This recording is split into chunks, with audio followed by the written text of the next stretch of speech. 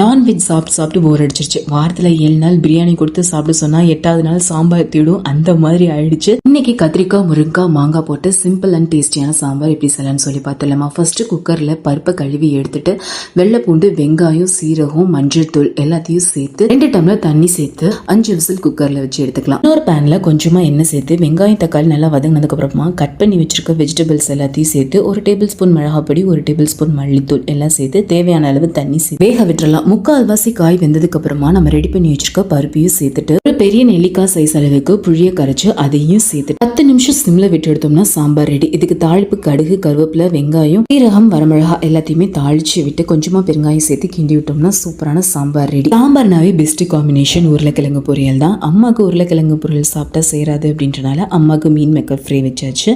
அன்னைக்கு சகருக்கு பார்த்தீங்கன்னா சாம்பார், உருளைக்கிழங்கு பொரியல், மீன் மேக்கர் ஃப்ரை, அப்பளம் எல்லாமே சேர்த்து ஒவ்வொரு பைட் சாப்பிடும்போது அவ்வளோ